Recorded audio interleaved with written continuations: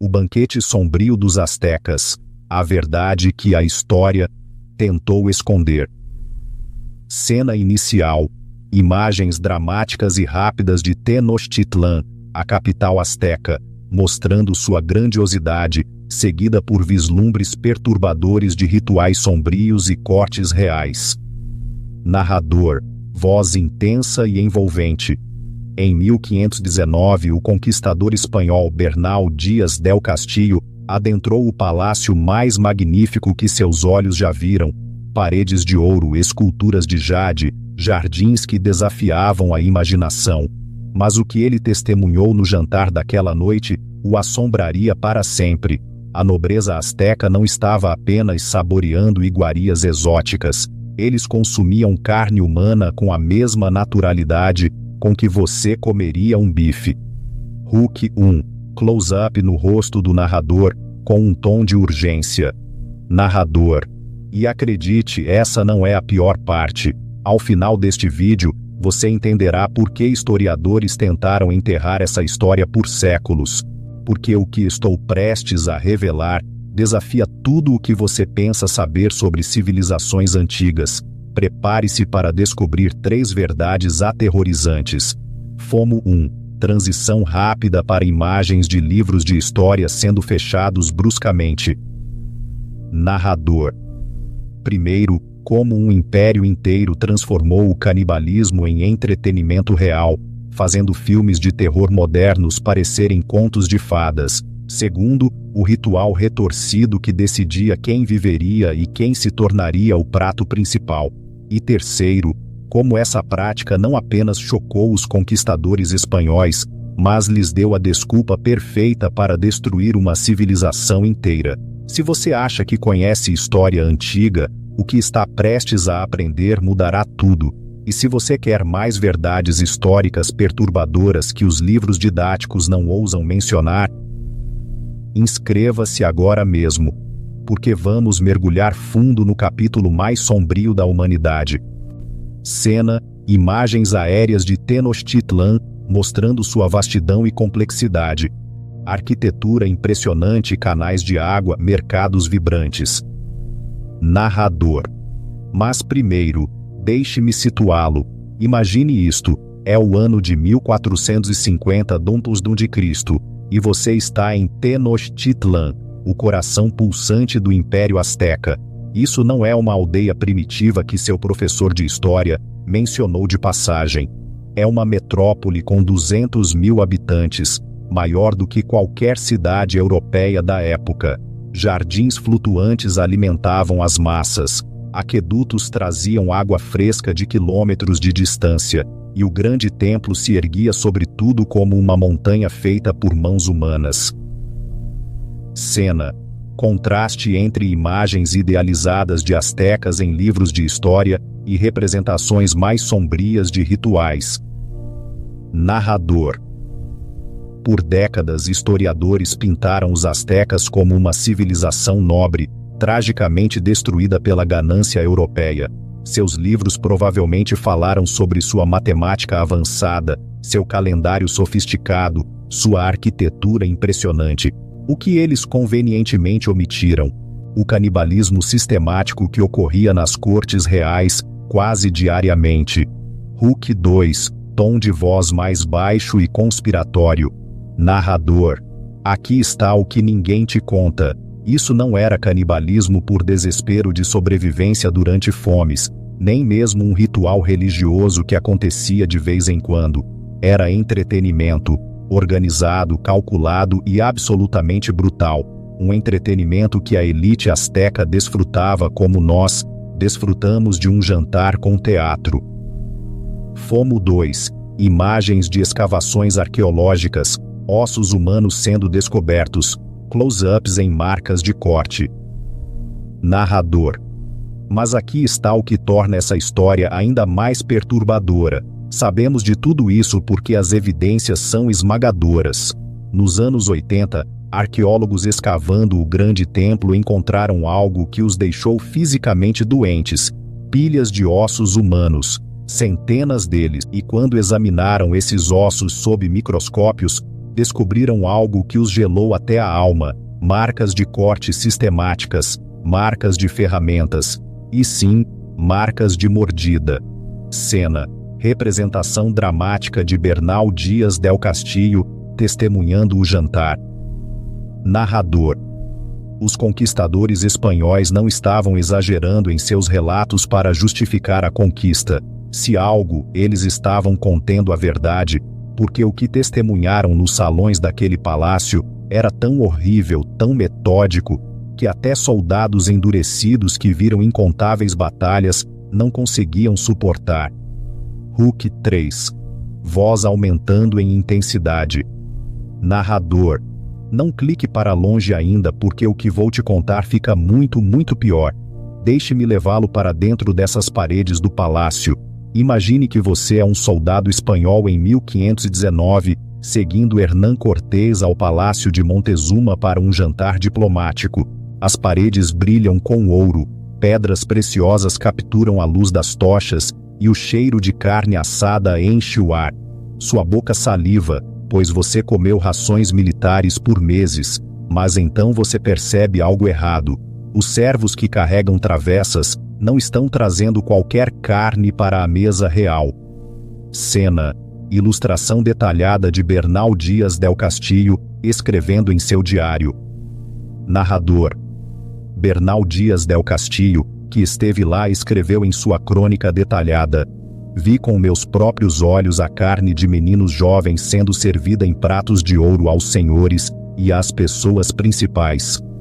Fomo 3. Imagens rápidas de pratos de ouro, carne sendo servida, rostos chocados dos espanhóis. Narrador: mas aqui está o que seu professor de história não te contou. Isso não era uma ocorrência rara.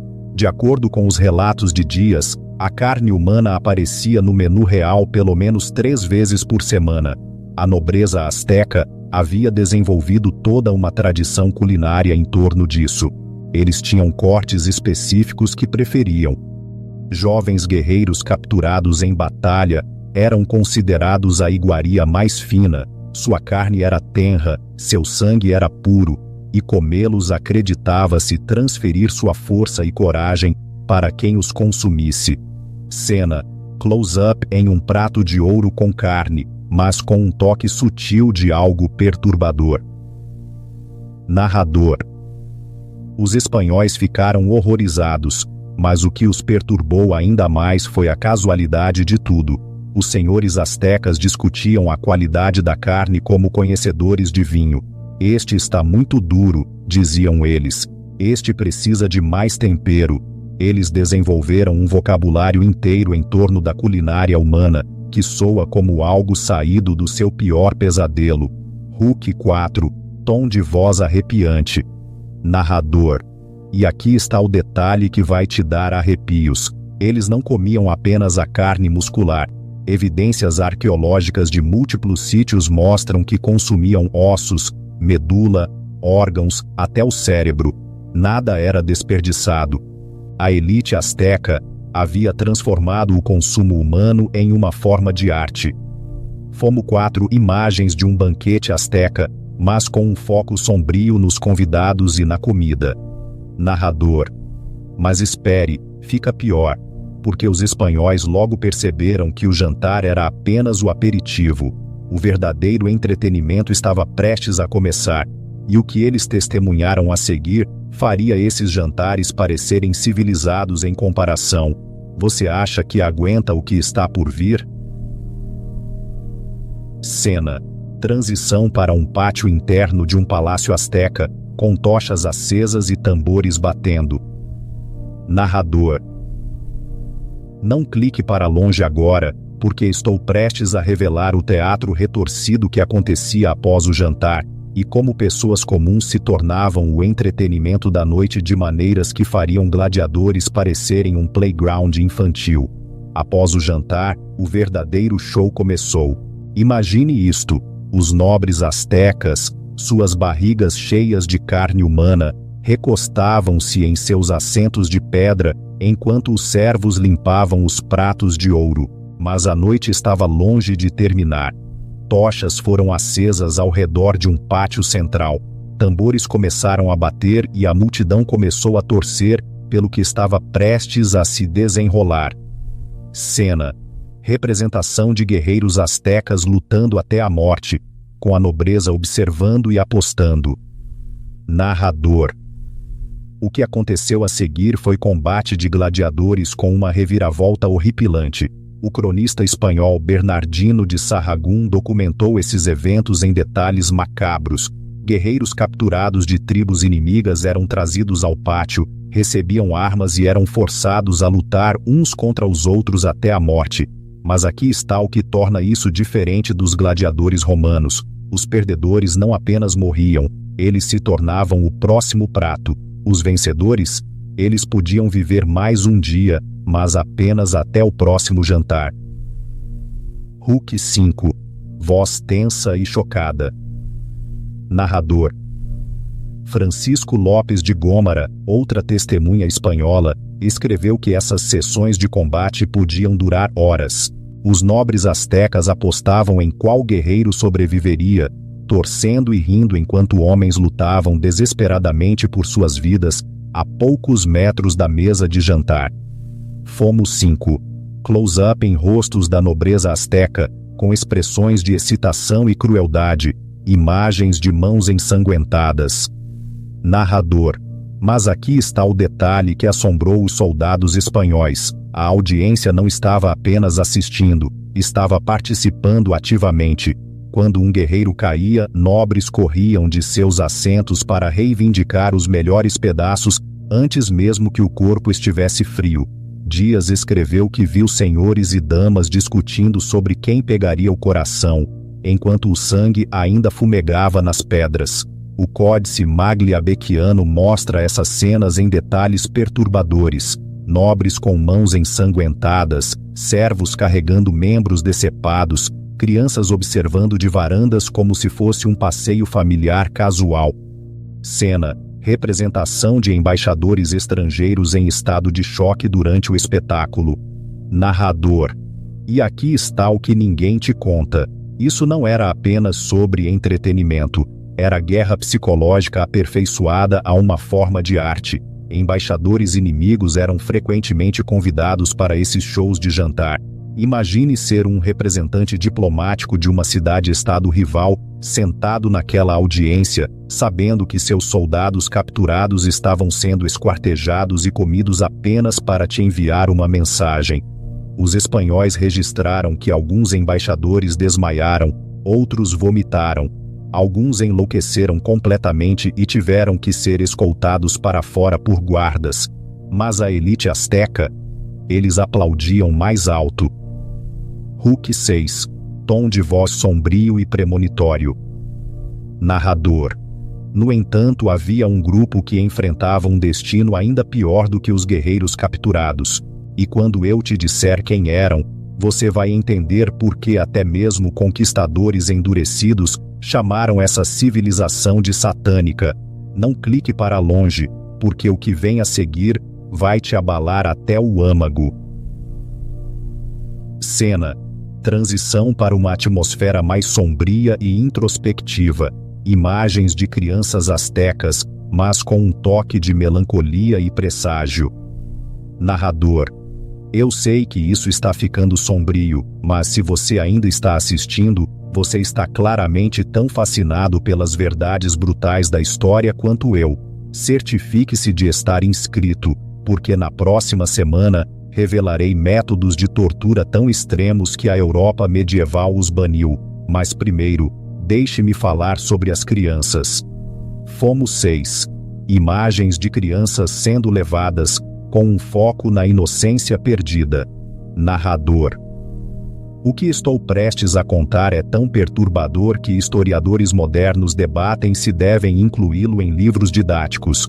Mas a evidência arqueológica é inegável, e os relatos espanhóis são consistentes demais para serem descartados. A elite asteca não consumia apenas inimigos capturados, eles consumiam seus próprios filhos. Cena: arqueólogos descobrindo uma câmara com restos de crianças. Close-up em ossos infantis. Narrador: Nos anos 80, arqueólogos trabalhando no Grande Templo fizeram uma descoberta que mudou tudo o que pensávamos saber sobre a sociedade asteca. Eles encontraram uma câmara cheia de restos de crianças, não adolescentes, não jovens adultos, crianças entre 4 e 10 anos. Mas aqui está o que tornou essa descoberta tão arrepiante. Essas não eram vítimas aleatórias de guerra ou doença. A análise óssea revelou algo horripilante. Essas crianças haviam sido especificamente escolhidas, preparadas e consumidas como parte de cerimônias elaboradas, das quais suas próprias famílias não apenas testemunhavam, mas participavam ativamente. Cena: ilustração de um ritual asteca, com famílias oferecendo seus filhos. Narrador: o frade espanhol. Diego Durán documentou esses eventos em suas crônicas. Ele escreveu sobre cerimônias onde famílias astecas voluntariavam seus próprios filhos para o que chamavam de honra divina. Mas aqui está a parte retorcida. Era competitivo. Famílias competiam para oferecer o filho mais bonito, o mais talentoso, o mais amado. Não era um sacrifício no sentido que entendemos, era um símbolo de status. Quanto maior seu ranking social, maior a pressão para oferecer seu melhor filho aos deuses e à mesa de jantar dos nobres. Hulk 7. Voz embargada pela emoção. Narrador: mas aqui está o que ninguém te conta sobre essas cerimônias. As crianças sabiam o que estava acontecendo. Evidências arqueológicas de múltiplos sítios mostram que essas crianças eram mantidas em câmaras especiais por semanas antes das cerimônias, alimentadas com a melhor comida, vestidas com as melhores roupas, tratadas como realeza. Elas eram preparadas psicologicamente para seu destino. Os relatos de Durán descrevem crianças de apenas 6 anos, caminhando calmamente para a morte, acreditando que estavam trazendo honra para suas famílias e garantindo seu próprio lugar na vida após a morte. Fomo 7. Imagens de pais astecas, observando com expressões ambíguas, misturando orgulho e dor. Narrador: os espanhóis ficaram tão horrorizados com essas práticas que fizeram delas sua principal justificativa para a conquista. Cortés escreveu ao rei Carlos Quintus: encontramos práticas tão abomináveis que qualquer príncipe cristão seria obrigado por Deus a detê-las, mesmo que isso significasse destruir cidades inteiras. E aqui está o detalhe que vai te assombrar. Os pais assistiam. Eles celebravam. Eles torciam enquanto seus próprios filhos eram preparados, mortos e consumidos pela classe nobre. Cena: transição para um tom mais analítico e estratégico. Imagens de mapas do Império Azteca, mostrando sua vastidão. Narrador: mas isso não era violência aleatória ou frenesi religioso. Havia uma razão estratégica calculada por trás de todo esse canibalismo. E quando você entender o verdadeiro propósito por trás dessas práticas horríveis, tudo sobre a ascensão e queda do Império Azteca fará um sentido aterrorizante. Hulk 8. Voz firme e reveladora. Narrador: aqui está a verdade que os historiadores relutam em admitir. O canibalismo azteca não era apenas sobre religião ou entretenimento. Era a forma mais sofisticada de controle populacional e guerra psicológica já desenvolvida por uma civilização antiga. Pense estrategicamente. O Império Azteca controlava mais de 15 milhões de pessoas em todo o México. Isso é mais gente do que a maioria dos países europeus na época. Como manter controle absoluto sobre tantos súditos, sem tecnologia moderna, sem armas avançadas, sem comunicação em massa? Você os aterroriza tanto com a rebelião que eles se policiam. Cena: representação de um sistema azteca de controle, com foco na manipulação e no medo.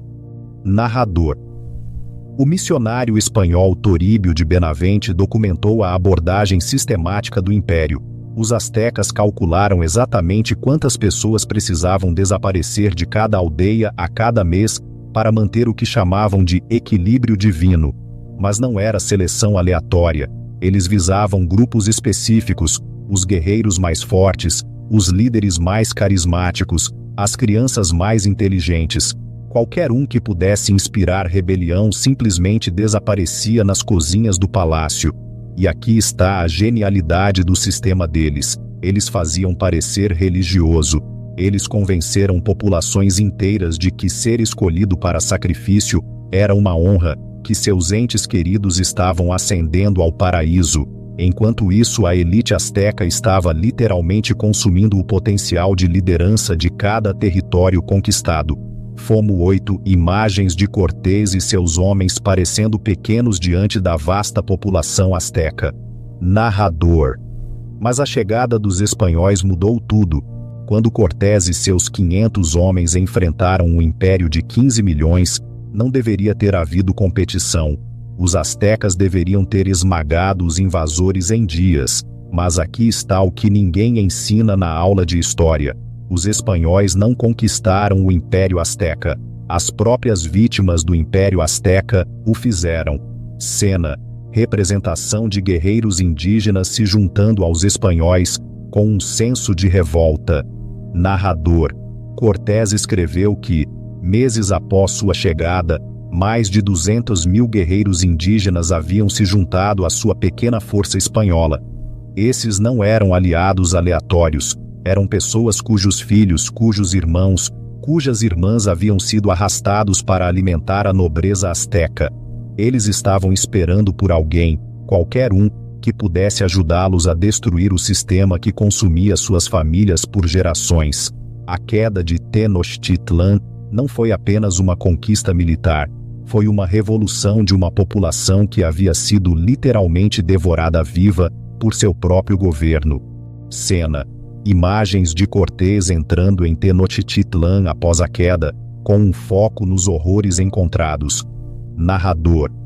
Quando os espanhóis finalmente tomaram a cidade em 1521, encontraram algo que chocou até eles: cozinhas vastas equipadas para o esquartejamento humano, depósitos cheios de restos humanos processados e registros detalhados de exatamente quantas pessoas haviam sido consumidas pela corte real a cada mês por décadas. Bernal Dias del Castillo escreveu em seu relato final: destruímos os templos primeiro, não pelo ouro, mas porque não suportávamos ver mais uma criança arrastada por aquelas escadas. Hulk 9. Voz carregada de emoção e reflexão. Narrador. O canibalismo sistemático que manteve o Império unido por 200 anos tornou-se a própria razão de sua destruição. A elite asteca literalmente se comeu até a extinção.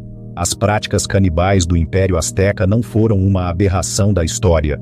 Foram um sistema político calculado que manteve o poder através da forma definitiva de terror. Por quase 2 séculos, eles convenceram milhões de pessoas de que ser consumido por seus governantes era uma honra divina. Fomo 9 imagens arqueológicas recentes de descobertas de canibalismo asteca. Narrador.